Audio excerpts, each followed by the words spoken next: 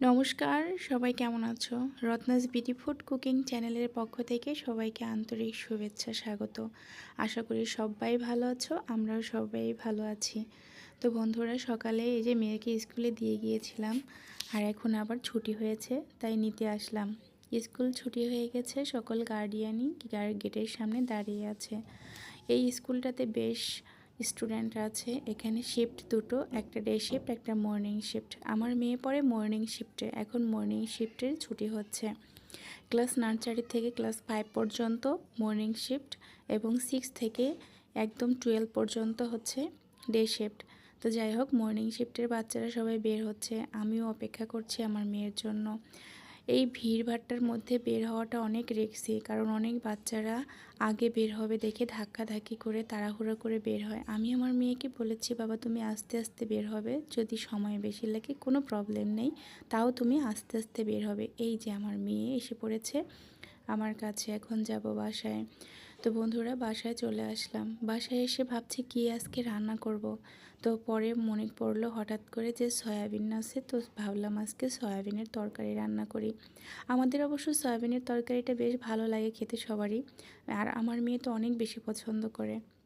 তো কিছু পরিমাণে সয়াবিন নিয়ে নিলাম, আর প্রথমে আমি ঠান্ডা জল দিয়ে কিছুক্ষণ ভিজিয়ে রাখবো। ঠান্ডা জল দিয়ে ভিজিয়ে রাখার পরে কিছুক্ষণ হাত দিয়ে চিপড়ে চিপড়ে জল ফেলে দিয়ে আবার আমি গরম জল দিয়ে আরও কিছুক্ষণ ভিজিয়ে রাখবো। ভিজিয়ে আবারও ভালো করে হাত দিয়ে বারবার চিপে চিপে ধুয়ে নিতে হবে, কারণ সয়াবিন থেকে একটা গন্ধ আসে, তো ওই জন্য ভালো করে ধুয়ে নিতে হয়। তো আর সয়াবিন রান্না করার জন্য এই যে ফুলকপি আলু কেটে নিয়েছি।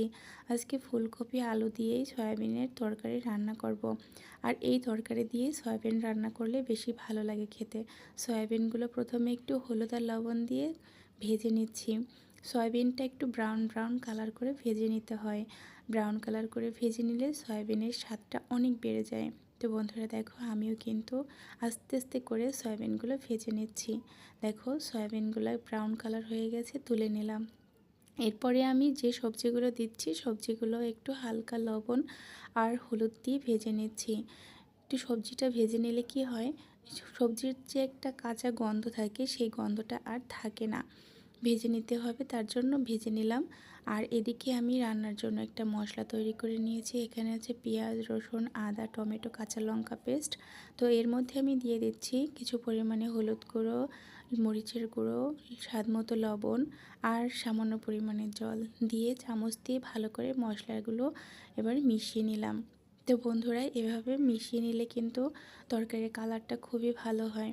আর এদিকে কড়াইতে দিয়ে দিলাম জিরা, গরম মশলা, একটা শুকনো লঙ্কা, তেজপাতা ফোড়ন দিয়ে এদিকে আমি মিশিয়ে রাখা মশলাগুলো দিয়ে ভালো করে মশলাটা কষিয়ে নেব।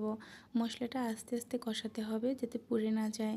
দেখো বন্ধুরা, মশলাটা কষানো খুব কমপ্লিট। তো তেল ছেড়ে আসছে, এর মধ্যে দিয়ে দিলাম ভেজে রাখা সবজিগুলো আর দিয়ে দিলাম সয়াবিনগুলো দিয়ে এবারে মশলার সবজির সাথে একবারে কষিয়ে নিচ্ছি। একটু সময় কষিয়ে নিয়ে এরপরে আমি এর মধ্যে দিয়ে দেব পরিমাণ মতো ঝোল। তো ঝোলের জন্য দিয়ে দিলাম জল। তো আমার যতটুকু দরকার ততটুকুই জল দিয়ে দিলাম। তো বন্ধুরা, এখন আমি ঢেকে কিছুক্ষণ রান্না করে নেব। 10 থেকে 15 মিনিট আমি রান্না করে নিলাম। তো যেহেতু মশলা সবজিগুলো ভাজা, সয়াবিনটাও ভাজা, সেক্ষেত্রে আর বেশিক্ষণ রান্না করতে হয়নি। লাস্ট মুহূর্তে দিয়ে দিলাম আমি জিরা আর গরম মশলার গুঁড়ো দিয়ে একটু হালকা ঘোটামোটা দিয়ে রান্নাটা তুলে নিচ্ছি।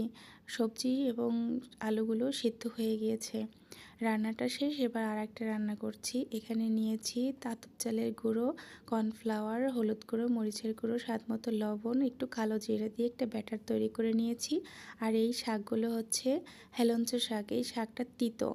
তো এই শাকটা তিতো হলেও এর স্বাস্থ্যসম্মত একটা খাবার, এর খাদ্যমান অনেক বেশি, আমাদের শরীরের জন্য অনেক উপকারী। মাঝে মাঝে এই শাকটা সিদ্ধ ভাতে বা বড়া বা কোনো ঝোলের সাথে রান্না করলেও ভালো লাগে। যাই হোক বন্ধুরা, আজকে রান্নাবান্না কেমন লাগলো অবশ্যই কমেন্ট করে জানিও, আর পাশে থেকো।